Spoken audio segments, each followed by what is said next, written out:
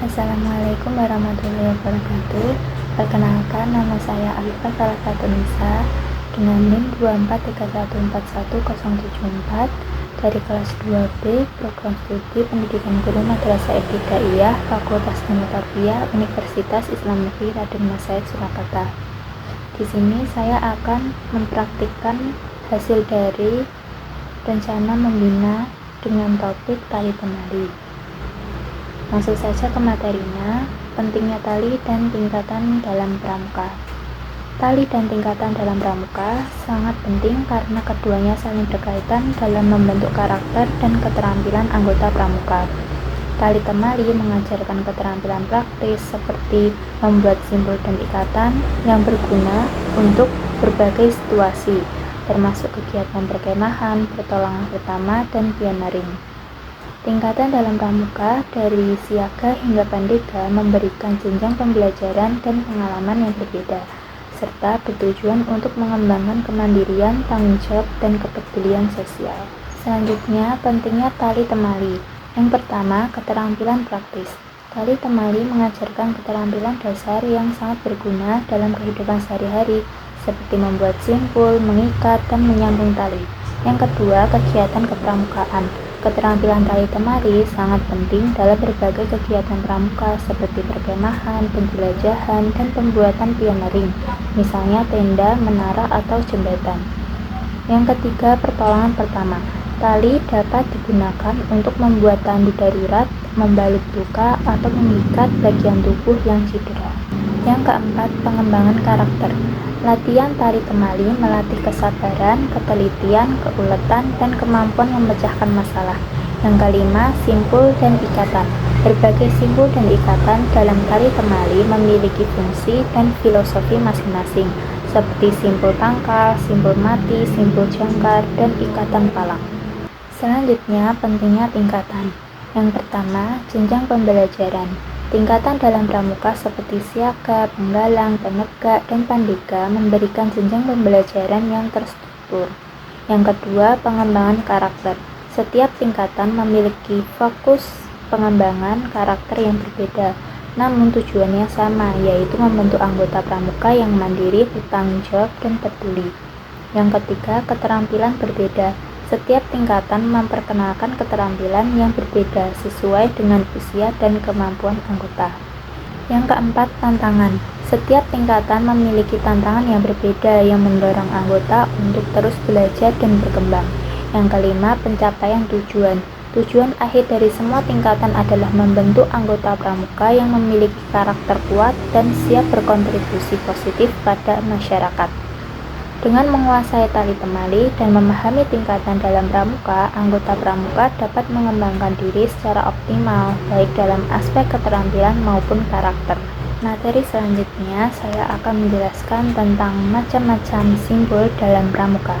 Yang pertama, simpul hidup. Simpul hidup artinya simpul yang bisa dengan mudah dilepas. Simpul ini berfungsi mengikat suatu benda dengan kuat, namun ikatannya akan susah untuk dilepas kembali. Simpul ini bisa digunakan untuk mengikat tiang, benda, atau hewan.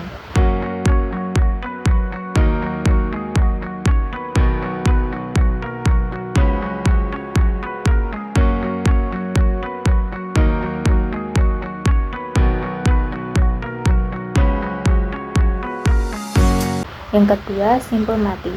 Simpul mati adalah macam simpul yang akan sulit untuk dilepas kembali.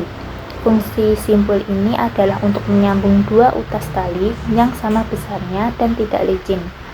Simpul mati akan sulit untuk dilepaskan kembali karena digunakan untuk mengakhiri simpul tali.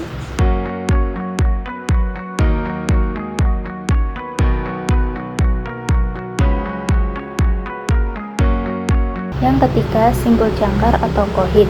Kerap digunakan untuk menautkan tali pada benda lain secara cepat. Macam simpul ini biasanya berguna untuk membuat tandu darurat atau dapat juga digunakan untuk mengikat timba atau ember. Simpul jangkar dapat dengan mudah dilepas kembali.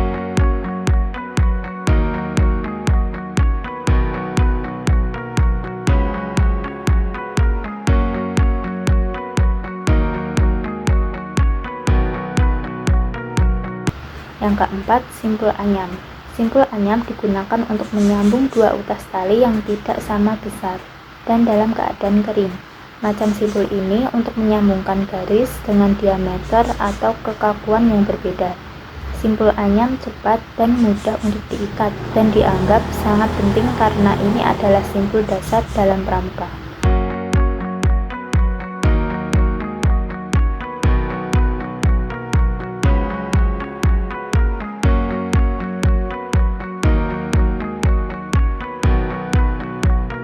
Yang kelima, simpul pangkal.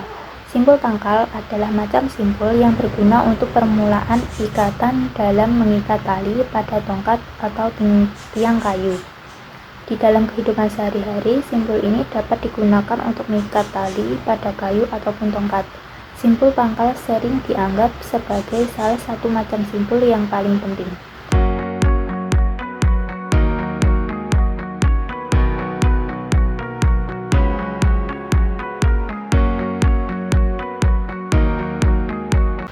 Yang keenam, simpul rantai. Simpul rantai berguna untuk memendekkan dan memperkuat tali. Simpul rantai atau simpul yang tak beraturan yaitu menggunakan tali yang sebagai tali garatan dan sebagai tali pasangan digunakan secara bergantian.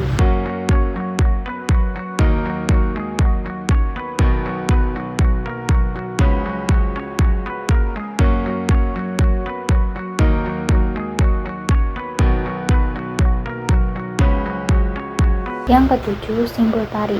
Simpul tari adalah macam simpul yang akan menghasilkan loop tali yang dapat diperbesar atau dikecilkan lagi. Di dalam kehidupan sehari-hari, biasanya simpul ini digunakan untuk turun ke jurang atau turun dari atas pohon. Simpul tarik juga biasa digunakan untuk mengikatkan tali pengikat binatang pada tiang atau pohon dan mudah dilepaskan kembali.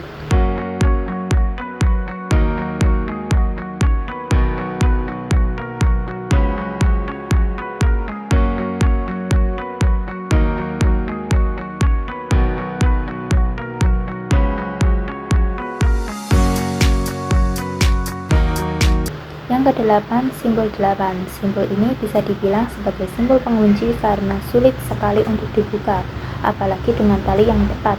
Macam simpul ini sangat penting dalam berlayar dan panjat tebing sebagai metode menghentikan tali dari kehabisan perangkat penahan. Macam simpul ini berfungsi pengikat tali, mengamankan penyelamat, tandu, pelat jangkar, atau peralatan ke ujung tali.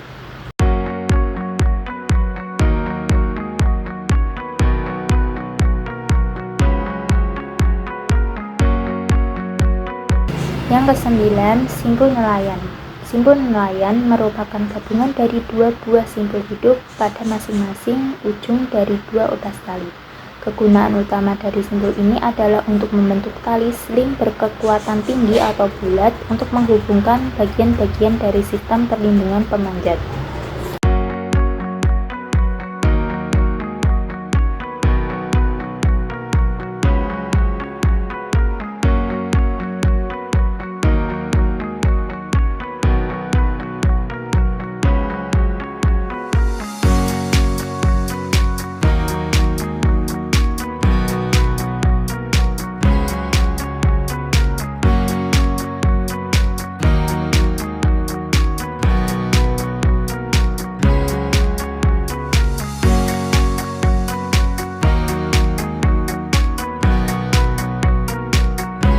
Yang ke-10, simpul tiang. Simpul tiang atau bowline adalah simpul sederhana yang digunakan untuk membentuk loop tetap di ujung tali. Ini memiliki kelebihan karena mudah diikat dan dilepas, terutama mudah untuk melepaskan ikatan setelah mengalami beban. Simpul tiang kadang-kadang disebut sebagai king of the knot karena fungsinya yang penting.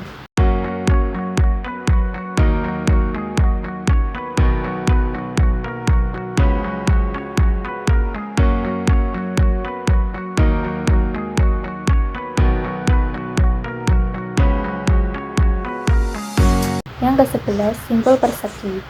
Simbol persegi atau simbol karang adalah macam simbol sederhana yang digunakan untuk mengamankan tali atau garis di sekitar objek. Kadang-kadang juga disebut sebagai simbol Hercules. Simbol karang atau simbol persegi terdiri dari dua setengah simpul, satu kiri dan satu kanan. Satu diikat di atas yang lain dan salah satunya diikat terlebih dahulu. Simbol karang unik karena dapat diikat dan dikencangkan dengan keduanya berakhir.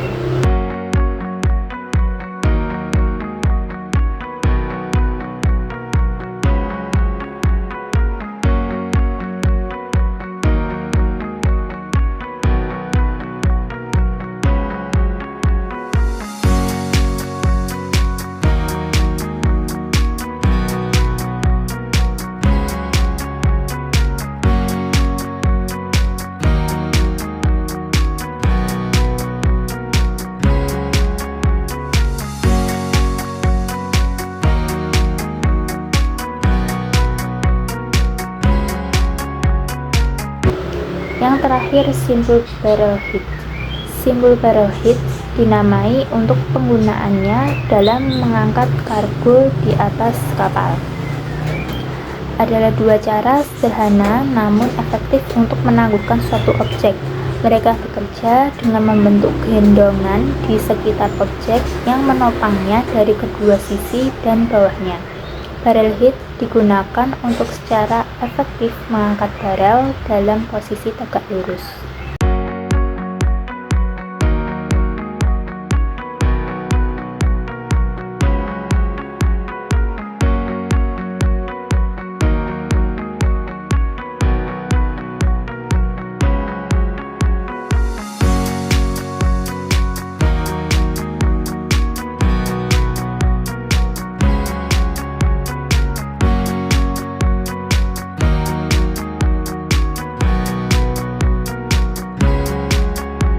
Sekian materi tali temali pramuka yang dapat saya jelaskan, semoga bermanfaat. Wassalamualaikum warahmatullahi wabarakatuh.